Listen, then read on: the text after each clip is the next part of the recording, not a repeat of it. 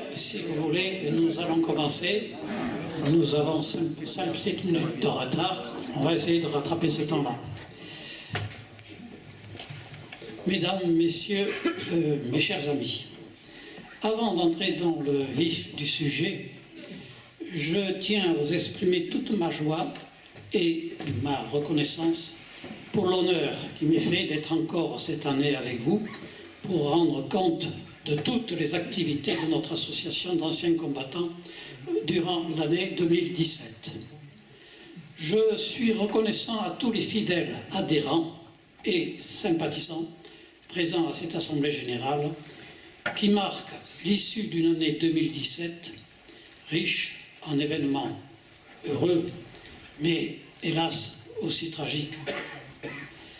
Le quorum étant atteint, je déclare ouverte l'Assemblée générale de l'Association des anciens combattants et résistants français d'origine arménienne. Vous avez le drapeau ici, juste devant vous. Je ne citerai pas tous les drames et autres attentats que le pays a connus durant cette année, car ils furent déjà mentionnés durant les précédentes assemblées générales d'associations d'anciens combattants. Nous aurons cependant une pensée particulière pour nos soldats français blessés et morts dans les opérations extérieures, en Mali, en Syrie, en Irak, en Afghanistan, pour défendre nos valeurs de paix, de justice, de liberté et de démocratie. Enfin, plus proche de nous, gardons le souvenir de nos amis Gabriel Roger, Christian Mézy et Jackie Passéchi. J'adresse à leurs épouses toute ma sympathie et qu'elles sachent que je suis de tout cœur avec elles et que je partage leur souffrance. Respectant la tradition, je vous invite à observer une minute de silence à la mémoire de tous ceux qui nous ont quittés au cours de l'année 2017.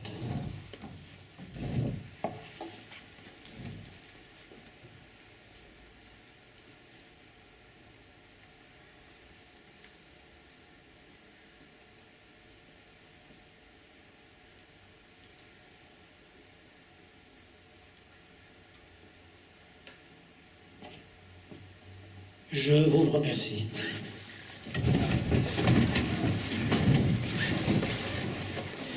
Je remercie de leur présence les élus qui sont à cette table autour de moi, les autorités civiles et militaires, les présidentes et présidents d'associations, les porte-drapeaux et bien sûr tous les sympathisants des différentes communes de la Côte d'Azur, Cannes, le Canet-Rocheville, Grasse, Antibes-Juan-les-Pins, Mougins, Mandelieu-la-Napoule, Grasse et Moinsartou. Ma reconnaissance va à toutes ces associations patriotiques, notamment l'amicale des porte-drapeaux de Cannes et environ, et à sa présidente, Madame Gisèle Roger, dont le dévouement est exemplaire. Hélas, aujourd'hui, elle n'est pas là, pour cause de sciatique. C'est en grand nombre que les porte-drapeaux participent aux cérémonies du 24 avril lors de la commémoration du génocide des Arméniens à Mandelieu-la-Napoule, à Cannes et aussi au Canet-Rocheville. J'adresse toute mon admiration, hélas il n'est pas là, Albert Joinbectian, qui est le président honoraire de notre association, et qui est très très souffrant actuellement. Sachez qu'il a 93 ans. Nous avons aussi la joie d'avoir parmi nous le président du Conseil national d'Arménie occidentale, M. Armenag Abramian, dont le dévouement pour le peuple arménien et sa cause est remarquable. Et bien sûr, M. Maurice Dos, fidèle parmi les fidèles, et qui est encore parmi nous, ancien adjoint au maire du Canet. Sachez que nous entretenons d'excellents rapports avec les associations et les représentants des villes et des communes dans lesquelles notre association est présente pour les diverses cérémonies patriotiques. Maintenant, je vais vous présenter les membres de notre bureau. Le président, c'est votre serviteur, Jean Gazarossian, et qui est en même temps porte-drapeau. Le vice-président, qui est aussi porte-drapeau, Serge Abrahamian, qui a le secteur d'Antibes, où il nous représente. Le deuxième vice-président, le docteur Frédéric Terbabian, cette année, qui hélas m'avait promis qu'il serait là. J'espère que ce n'est pas grave, qu'il n'est pas en auscultation. Le trésorier, M. Misaka Bibian, que vous avez là. Notre secrétaire Joël Julien, qui s'occupe du secteur de Grasse, mais qui est toujours par Mons et par Vaux, parce qu'elle est encore en activité. Donc elle est à l'étranger actuellement. Notre président honoraire Albert Jometian, qui n'est pas là. Le vérificateur au compte, Étienne Semerjian, je ne l'ai pas vu. Il n'est pas là. Et enfin, notre représentant de l'association à Draguignan et dans le département du Var, Paul Carabédian. Voilà le nombre d'adhérents à jour pour l'année 2017 et cette année de 63 adhérents à jour.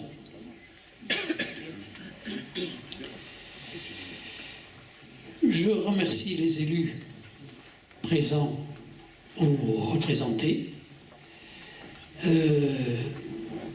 D'abord, M. Charles-Ange Ginési, qui est représenté par Mme Joëlle Arigny, la vice-présidente du conseil départemental, et qui m'avait promis, elle m'a téléphoné ce matin, qu'elle devait venir. Bon, peut-être qu'elle est en retard. Monsieur David Lisnard, maire de Cannes, qui est représenté par son adjoint aux anciens combattants, monsieur André Frisy. Monsieur Sébastien Leroy, maire de Mandelieu-la-Napoule, qui est représenté par monsieur Guy Villalonga, fidèle parmi les fidèles. Monsieur Yves Pigronnet, qui est le maire du Canet-Rocheville, qui est représenté par madame Blondeau-Ménache. Merci d'être venu. Monsieur Maurice Doze, je ne le présente plus, tout le monde le connaît. Merci. Monsieur Jérôme Viau, qui est le maire de Grasse, qui est représenté par monsieur Ali Amram.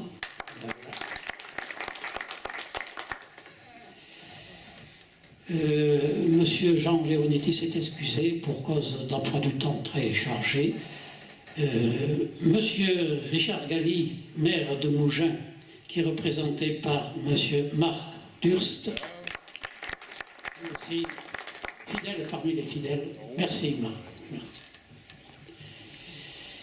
Monsieur Georges Boutella m'a téléphoné aussi qu'il ne pouvait pas venir, ainsi que monsieur Pierre Aschieri, maire de Moinsartou. Je remercie également les présidentes et présidents des associations patriotiques qui sont présentes ou représentées. Monsieur Michel Georgel, qu'on puisse voir, monsieur Georgel, qui est le président de l'UNC de Cannes.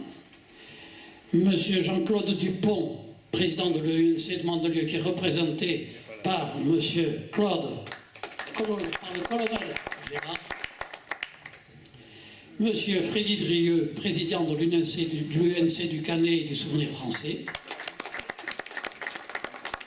Monsieur Michel Raymondi, président de l'UNC de Télou, et qui représente en même temps Madame Gisèle Roger, qui est souffrante. Il a 2 casquettes. Monsieur Francis Vénis, président de l'UNC et du Souvenir français de Péménade.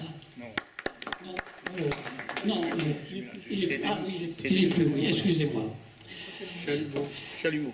Monsieur Guy Cranier, il est représenté par qui?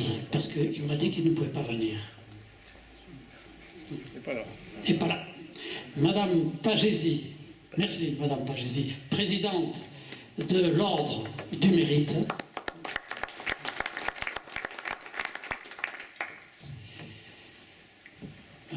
Monsieur Jean-Pierre Bontou, il n'est pas là non plus. Il y a le secrétaire. Alors, qui est-ce qui représente?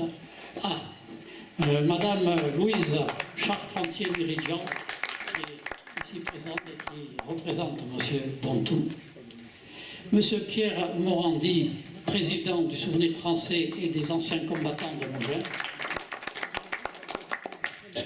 Monsieur Jean-Claude Tovel, président de l'Union nationale des parachutistes.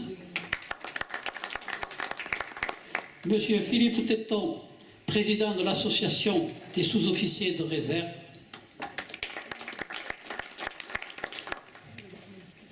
Monsieur Jean-Yves Roger, président de l'AMAC. 06 pays de Brest, mais je crois que le nom a changé, oui. Cannes, pays des races. Oui, il a plusieurs casquettes, alors je ne peux pas tout nommer là. Il faut une page, oui. Monsieur René Battistini, pas là. Jean Gadras. Monsieur Jean Gadras, président des ACPG-CRTM. Merci Jean. Tu peux venir devant. Les présidents sont devant. Parmi les associations arméniennes, Madame Caroline Ohanessian, qui représente le cercle arménien de Mandelieu. Pourtant, elle aurait dû venir devant. Le président, présidente, devant. Monsieur Vrej Elkeletian, qui représente l'Union des Arméniens de Cannes. Merci Vrej. Il représente Albert Babikian, qui est le président de l'Union des Arméniens de Cannes. Et il nous fait l'honneur d'être parmi nous aujourd'hui. Monsieur Jean Ligier. Alors, monsieur Jean Ligier, il a tellement de casquettes, je ne sais pas que dire. C'est l'aumônier. Si vous avez des problèmes, c'est à lui qu'il faut s'adresser. On attendra. Oui, on peut se confesser. Bien sûr, M. Armedag Abrahamian, que nous avons cité tout à l'heure, qui est le président du Conseil d'Arménie occidentale et qui nous dira deux mots tout à l'heure. Est-ce que j'ai oublié quelqu'un? J'aurais commis une grosse faute si j'ai oublié quelqu'un. André Sibi. Où est-il? Excusez-moi. Qui est vice-président des Harkis. Merci. Voilà. Nous avons fait toutes les présentations. Tout le monde a été présent. Si vous voulez, nous allons passer au rapport moral. Je vais être très bref, car M. Armedag Abrahamian désire nous donner quelques informations pour mieux comprendre la situation actuelle. Et en même temps, vous parler un petit peu de notre Légion arménienne qui s'est battue pour la France. Parce que les Arméniens se sont battus pour la France. Et ça, il faut le savoir. Donc voici notre rapport moral. Vous savez que notre pays, depuis quelques années, traverse des moments difficiles. Crise morale, sociale, économique et financière. Dans le doute, l'incertitude, parfois les peurs que génèrent les événements de notre époque, la France doit rester forte et maintenir coûte que coûte ses repères de civilisation. Or, un très grave danger menace nos valeurs et notre civilisation. Vous le savez, c'est le terrorisme. Oui, un terrorisme insidieux et sanglant, d'origine islamiste, qui s'est installé dans notre pays et qui nous concerne tous. La France a été cruellement attaquée depuis 2015. Donc, quelle réaction pouvons-nous adopter face à ces menaces? Se résigner et être inactif? Être indifférent au motif que nous sommes trop âgés et que l'on a déjà donné sous les armes? Eh bien, je ne pense pas, car cela n'a jamais été l'éthique de notre association. Nous avons toutes les armes nécessaires pour lutter contre les effets néfastes du terrorisme. Et il existe tout un dispositif de renseignement, de protection et d'intervention où s'affairent courageusement nos jeunes, de plus en plus nombreux, qui ont encore l'âge de prendre les armes. Ce sont les militaires, les policiers, les gendarmes et les réservistes. Et c'est tant mieux. On ne n'est pas terroriste, on le devient. Chaque attentat révèle des causes sur lesquelles une action préventive reste possible. Chaque citoyen, s'il en a connaissance, se doit d'aider les autorités du moindre indice de radicalisation probable ou de comportement suspect. Mettons donc à profit les grandes commémorations nationales ou les voyages dans les hauts lieux de mémoire pour expliquer à quel prix nous avons pu sauvegarder notre liberté et notre indépendance, symbole de notre unité nationale. Rester indifférent à ces situations dangereuses pour la cohésion nationale serait vraiment faillir à notre responsabilité et aux valeurs combattantes que nous prétendons promouvoir et défendre. La poudrière du Moyen-Orient ne semble pas près de s'éteindre.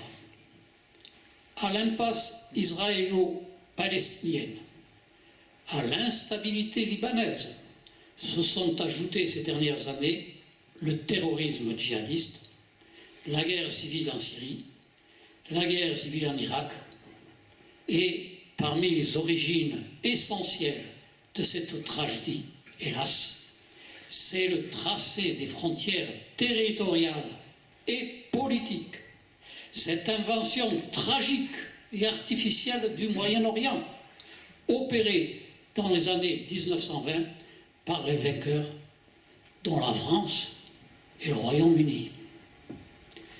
Il n'était plus question du génocide des Arméniens et de créer un État viable, ni de constituer un État kurde, promis. Les frontières nouvelles ont divisé les peuples, et ces États créés de toutes pièces ont mis en place, pour la plupart, des régimes autoritaires. Tout le processus de construction nationale s'en est trouvé affecté. Un siècle après, la violence est loin d'avoir quitté la région, qui est devenue une menace pour l'Europe, et aussi peut-être pour le monde. Je vous remercie. Je vais céder la parole à Armenak Apramian, qui va vous donner des informations supplémentaires.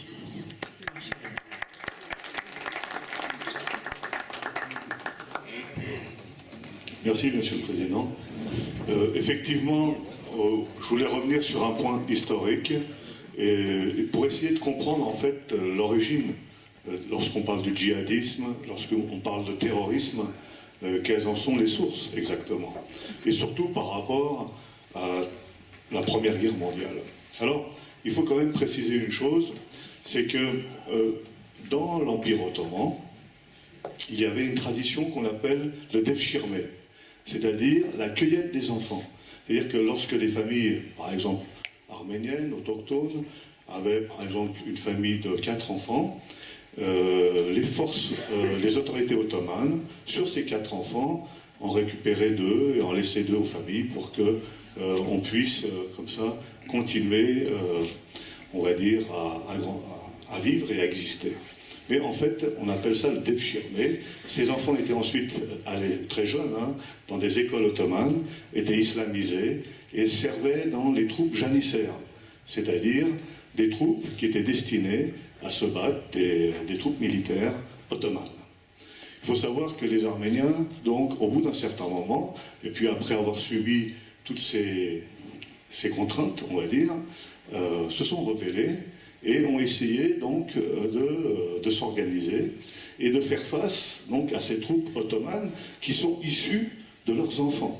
C'est-à-dire que les forces militaires qui attaquent les populations civiles sont en fait des enfants, des anciens, des enfants qui ont été islamisés. Donc c'est très spécial. Ensuite, donc, les Arméniens, vu qu'ils s'attaquaient au sultan, et qu'est-ce que c'est qu'un sultan? Un sultan, il a en fait 2 titres. C'est un président, c'est plus simple qu'un président, c'est le roi d'un État, mais c'est aussi le chef religieux de cet État. On parle de l'État ottoman. Et donc, n'ayant pas accepté que les Arméniens s'organisent, il a décidé d'exterminer cette population arménienne et cette population autochtone. C'est-à-dire qu'on n'est pas, bien entendu, que la majorité, une partie des Arméniens, étaient chrétiens, une partie des Arméniens. Puisqu'il y a aussi des Arméniens qui se sont convertis à l'islam pour pouvoir aussi sauver leur famille. Mais il y a aussi donc cette volonté de la part du sultan, en tout cas, d'exterminer les populations qui résistent en fait à la situation. D'exterminer les populations sous quelle forme? Et c'est là que c'est important, sous la forme du djihad. Il faut savoir que donc il fallait détruire les mécréants pour eux. Donc le djihad s'est appliqué dès les années 1878-1894. Et donc nous, on n'a pas trouvé encore de solution à cette situation. Il faut savoir que dans les années 1916, la France, vu qu'elle voyait avec la Grande-Bretagne et la Russie, qu'elle voyait qu'il y avait des plans d'extermination qui étaient organisés en direction de ces populations autochtones, a pris la décision de préserver ces populations autochtones, en tout cas d'en sauver une partie, et elle a emmené les Arméniens en Égypte pour pouvoir organiser ce qu'on appelle la Légion d'Orient. Cette Légion d'Orient, d'ailleurs, ont participé dans la Légion d'Orient. Moi-même, j'ai dans le journal officiel trouvé des Algériens, des engagés volontaires, qui ont participé aussi au combat et contre l'Empire ottoman, contre les Turcs. Et là, j'ai vu dans le journal officiel, on avait 150 Algériens à qui on va rendre les honneurs très bientôt, en tout cas j'espère cette année, avec certaines mairies. Donc, si vous voulez, c'est important de préciser que ces populations, les Arméniens, avec la France, ont constitué des troupes et se sont engagés donc, dans la Légion étrangère, précisément la Légion d'Orient. De cette Légion d'Orient, en fait, cette Légion a participé à la libération de la Palestine, lorsqu'on parle de Jérusalem, et c'était d'actualité il y a quelques mois auparavant. Elle a participé à la libération de Jérusalem, elle a participé ensuite à la libération de la Syrie, du Liban, et ensuite, en définitive, à la Cilicie. Donc je vais vous montrer sur une carte rapidement comment ça s'est produit.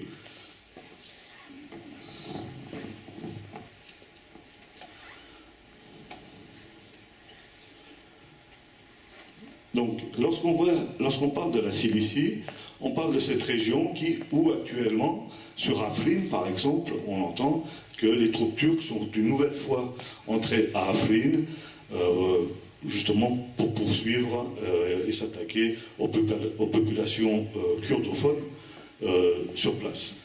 Donc, on revient sur une situation que nous avons déjà vécue en 1918.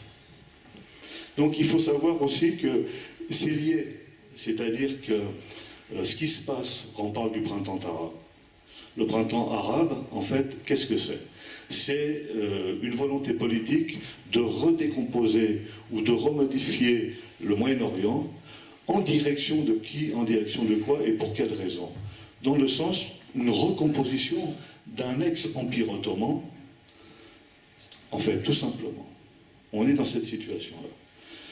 Donc, qu'est-ce qu'on voit? On s'aperçoit qu'on a d'un côté l'armée française et la Légion d'Orient, et on a de l'autre côté l'armée russe et un autre bataillon de volontaires arméniens sous les ordres du général Antranik Ozanian. Donc, pourquoi c'est important? Parce que nous vivons actuellement des centenaires. Nous avons vécu donc l'année dernière le centenaire de la Légion d'Orient, de sa composition. Et là, on voit tout le travail qui a été fait par cette Légion sous le drapeau français. Actuellement, on est en train, nous, de vivre le centenaire du décret russe. Le décret russe, c'est un décret officiel qui se trouve dans la constitution russe et qui a reconnu l'indépendance de l'Arménie occidentale. C'est-à-dire que l'Arménie occidentale, c'est ce que souvent vous appelez la Turquie. Mais il faut savoir que la Russie, en 1918, a reconnu l'indépendance de l'Arménie occidentale. Ce décret se trouve inscrit dans la constitution russe de l'époque. Et vous savez très bien que la Russie, et la Russie d'aujourd'hui, est un État continuateur de la Russie de l'époque. Il y a une différence entre un État continuateur et un État successeur. L'État continuateur, c'est un État qui prend en compte tout son dossier juridique sans le modifier. Un État successeur, par exemple, l'Arménie occidentale est un État successeur de l'Empire ottoman qui s'est divisé entre la Syrie, l'Irak, la Libye, l'Égypte et jusque dans les pays d'Afrique du Nord. Donc c'est important de préciser qu'aujourd'hui, on rentre dans le centenaire du décret russe qui reconnaît l'indépendance de l'Arménie occidentale, et on a organisé donc sur Paris le 12 janvier donc une cérémonie pour pouvoir présenter ce décret. Alors ce décret, vous l'avez ici sous forme de livre. On vous l'a préparé. Ces livres donc se trouvent sur la table à l'entrée et il est à votre disposition. Ensuite, il faut savoir aussi que l'année prochaine, vous avez le centenaire du congrès de la conférence de Versailles. Alors c'est quand même important, parce que c'est durant ce congrès, à Versailles, qu'a été signé le traité de Versailles, et c'est le traité de Versailles qui valide actuellement la situation par rapport au Moyen-Orient et par rapport à la Première Guerre mondiale. Mais il faut savoir aussi une chose, c'est que pour pouvoir obtenir le décret russe, en 1917 a été signé l'armistice d'Erzincan. Donc ça c'est important parce que c'est un an avant l'armistice du 11 novembre. Ça veut dire que quand on parle de la fin de la Première Guerre mondiale, on pense que l'armistice du 11 novembre est arrivé comme ça. Non, c'est un armistice qui a été préparé pendant un an, entre l'armistice d'Erzincan, l'armistice de Mudros, et ensuite l'armistice du 11 novembre. Et cet armistice du 11 novembre sera célébré son centenaire cette année aussi. Et pour terminer mon discours, en 2020, on célébrera le centenaire du traité de Sèvres. Alors il faut savoir qu'en fait, pour émettre l'acte juridique final de la Première Guerre mondiale, il faut que les 5 traités de la banlieue de Paris soient ratifiés. C'est le traité de Saint-Germain, le traité de Neuilly, le traité de Versailles, et puis le traité de Sèvres. J'en ai peut-être oublié. Et il faut savoir qu'il y en a eu 4 de ratifiés. Seul le traité de Sèvres n'a pas été ratifié par la France. Ça veut dire qu'on est sur le plan juridique, parce qu'il y a l'aspect politique et il y a l'aspect juridique, on se trouve aujourd'hui dans la guerre au Moyen-Orient, on va dire, sur une suite de la Première Guerre mondiale. Il faut essayer de comprendre comment se fait-il qu'aujourd'hui on se trouve dans cette situation militaire. Donc, ensemble, aidons nos élus à ce qu'un message puisse être transmis au Parlement, afin que le Parlement puisse en 2020 traiter de cette question de la ratification du traité de Sèvres, si c'est possible, et c'est un traité de paix, le traité de Sèvres. Hein. Donc nous présentons un traité de paix pour pouvoir régler, on va dire, la situation au Moyen-Orient. Voilà, je voulais vous remercier de m'avoir écouté. Merci beaucoup, Armenac. Nous avons appris beaucoup de choses. Donc, tout ce qui se passe actuellement, aujourd'hui, au Moyen-Orient, a ses sources à 1920, à la fin de la Première Guerre mondiale.